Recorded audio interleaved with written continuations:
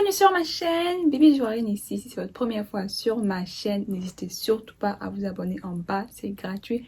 Également, cliquez sur la cloche de notification pour ne manquer aucune de mes vidéos. Sans plus tarder, let's go.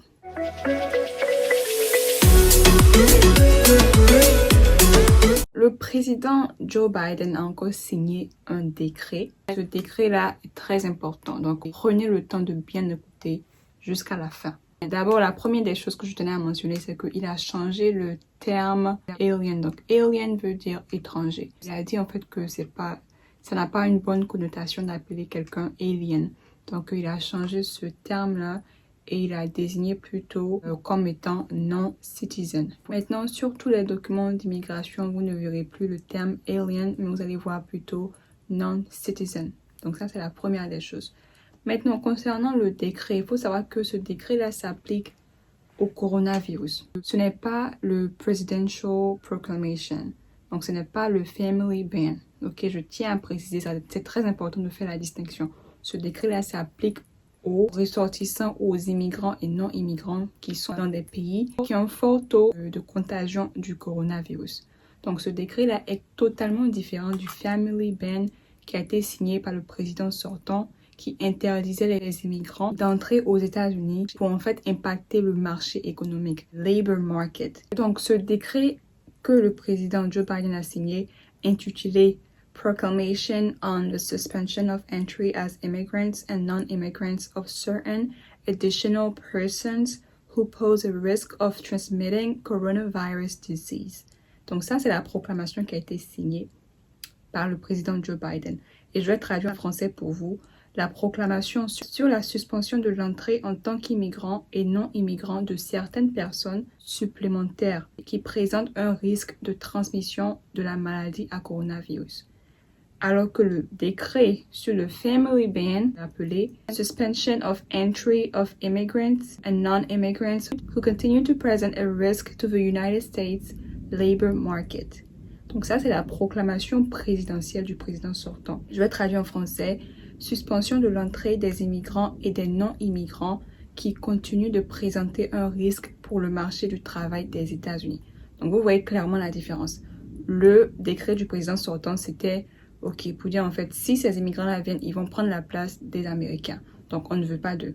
Alors que le président Joe Biden a signé ce décret-là pour en fait empêcher l'entrée de ceux qui sont dans des pays qui ont un fort taux de contagion de ce nouveau virus, coronavirus, parce qu'il y a une nouvelle forme du virus qui a été découverte. Donc, pour dire en fait que c'est pas faut faire la différence en fait, c'est pas les mêmes décrets. Ok, voilà. Maintenant, je vais vous parler de ce décret qui a été signé par le président Joe Biden. Le président Joe Biden a dit que le gouvernement fédéral doit agir de façon rapide et de manière agressive pour lutter contre la maladie à coronavirus, donc COVID-19. Depuis le 20 janvier 2021, cette maladie a fait plus de 400 000 décès et plus de 24 millions de cas confirmés. En gros, tous ceux qui risquent en fait de contaminer ou de propager le virus ici aux États-Unis ne pourront pas entrer, que tu sois immigrant ou non immigrant. Donc, il y a également des exceptions. Donc, je vais commencer par lire les différentes sections parce que c'est une proclamation présidentielle et donc il y a plusieurs parties, donc c'est sûr que je vais lire tout ça, donc prenez le temps de bien écouter. Et je vais également souligner les parties les plus importantes. Alright, so let's go with section 1. La section numéro 1, c'est la suspension et la limitation d'entrée. Il y a deux parties. Il y a la partie petit a et il y a la partie petit b. Donc je vais commencer avec la partie petit a. Je vais peut-être mettre ça sur l'écran, comme ça on pourra lire ensemble. L'entrée aux États-Unis en tant qu'immigrant ou non de non-citoyens qui étaient physiquement présents dans l'espace Schengen au Royaume-Uni à l'exclusion des territoires d'outre-mer hors d'Europe, en République d'Irlande et en République fédérative du Brésil pendant la période de 14 jours précédant leur entrée ou tentative d'entrée aux États-Unis est suspendue et limitée sous réserve de l'article 2 de la présente proclamation. Petit b.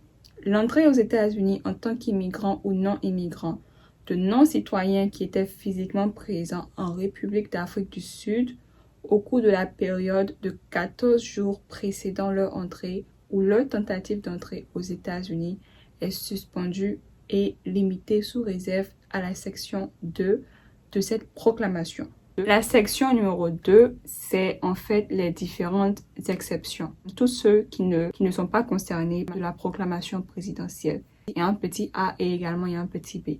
Petit a, la section numéro 1 de la présente proclamation ne s'applique pas à tout résident permanent légal des États-Unis, tout ressortissant non citoyen des États-Unis, tout non citoyen qui est le conjoint d'un citoyen américain ou d'un résident permanent légal, tout non-citoyen qui est le parent ou le tuteur légal d'un citoyen américain ou d'un résident permanent légal, à condition que le citoyen américain ou le résident permanent légal soit célibataire et âgé de moins de 21 ans. Petit 5.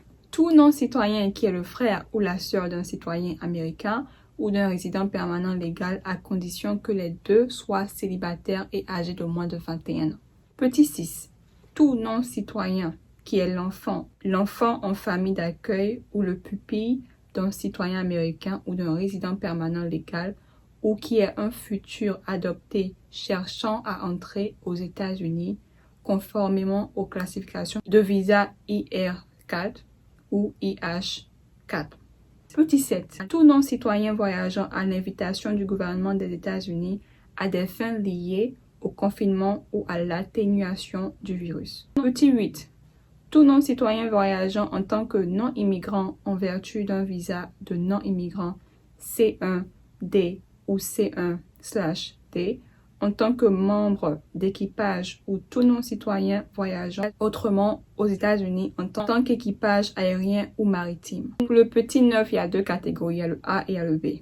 Donc, petit 9, tout non-citoyen, petit A, cherchant à entrer ou en transit aux États-Unis en vertu de l'un des visas suivants, A1, A2, C2, C3, en tant que représentant d'un gouvernement étranger ou membre de la famille immédiate d'un fonctionnaire, E1, en tant qu'employé de TECRO ou TECO ou des membres de sa famille immédiate, G1, G2, G3, G4, NATO 1, à NATO 4 ou NATO 6, en cherchant à entrer en tant que non-immigrant dans l'une de ces catégories de l'OTAN, ou tout non-citoyen dont le voyage relève du champ d'application de la section 11 de l'accord de siège des Nations Unies. Petit 10. Tout non-citoyen membre des forces armées américaines et tout non-citoyen qui est le conjoint ou l'enfant d'un membre des forces armées américaines.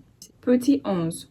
Tout non-citoyen dont l'entrée contribuerait à des objectifs importants d'application de la loi des États-Unis, tels que déterminés par le secrétaire d'État, le secrétaire à la sécurité intérieure ou leurs représentants respectifs sur la base d'une recommandation du procureur général ou de son représentant, ou, petit 12, tout non-citoyen dont l'entrée serait l'intérêt national tel que déterminé par le secrétaire d'État, le secrétaire à la sécurité intérieure ou leur délégué. Tout ce que j'ai mentionné là, c'était le petit A de la section 2.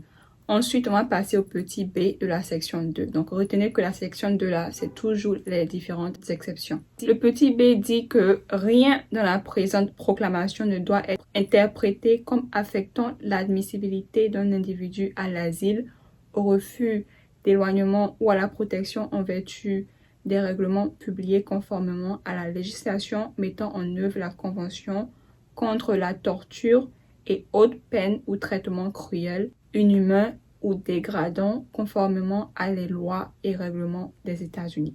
Donc voilà les différentes exceptions. C'était long, mais il fallait que je mentionne tout parce que je vois des commentaires, on me dit « Et nous, on fait partie de cette liste ou pas ?» Voilà, j'ai cité toutes les différentes exceptions. Maintenant, à vous de savoir dans quelle catégorie vous êtes. En gros, il faut retenir que ce décret-là n'est pas le Family Ban. Donc, ce n'est pas une extension du Family Ban. Même si c'est assez similaire, ce n'est pas lié au Family Ban. Ok, c'est lié au coronavirus. Le Family Ban s'était mis en place pour en fait éviter que les immigrants viennent voler les jobs, les boulots des Américains. Et la priorité là-bas, c'était pas le coronavirus. C'était le côté travail, labor market. C'était le travail du marché. Ok? Alors que ce décret-ci s'applique principalement à la lutte contre le coronavirus. Tout immigrant, tout non-immigrant qui a été présent dans l'un des pays mentionnés ne pourra pas entrer aux États-Unis. Donc, ça n'a rien à voir avec le fait que tu veux travailler ou pas. Si tu as été dans l'un de ces pays, tu ne pourras pas venir aux États-Unis. Le Family Ban n'a pas encore été mentionné ou n'a pas encore été annulé par le président Joe Biden. Donc, je rappelle que le Family Ban est encore en vigueur jusqu'au 31 mars 2021. Et comme je l'ai mentionné dans plusieurs vidéos, le président sortant a fait plus de 400 modifications. Crazy! Plus de 400 modifications seulement sur l'immigration. Donc, faut attendre, faut patienter, ok? Faut patienter. Donc, tous vos commentaires, je les vois. On me demande, et nous, les gens d'asile, nous, on fait quoi? On attend, on fait quoi? Il faut patienter, ok? Le président, il a beaucoup à faire. C'est vrai que l'immigration, c'est une grande tâche, mais il y a également d'autres aspects de sa fonction, ok? Donc, c'est pas seulement l'immigration. Donc, il faut patienter. Quand le Family Ban sera annulé, vous verrez la vidéo sur cette chaîne. Donc, c'est très important pour vous de vous abonner pour être à jour concernant l'immigration et plusieurs aspects. Également, je tiens à mentionner le Pilot Program, le programme pilote qui concerne la caution. Donc, la caution pour les visas touristes de quelques pays. Ça n'a pas encore été annulé. Donc, il faut patienter, Le président, normalement, doit signer encore des décrets cette semaine et la semaine prochaine. Donc, restez à l'écoute. On verra bien si ces décrets-là sont en rapport avec l'immigration. Voilà, c'est la fin de la vidéo. Merci d'avoir regardé. Je sais que ça a été très long, mais il fallait que je détaille like everything. Il fallait que je dise tout. Donc, voilà. N'hésitez pas à liker, commenter si vous avez des questions encore. N'hésitez pas à partager la vidéo, informer autour de vous, partager au max. Également, ma page Instagram est là pour toutes vos questions. Donc, tous ceux qui n'ont pas Instagram, qui me demandent demande ton WhatsApp. Je ne donne pas de WhatsApp, ok?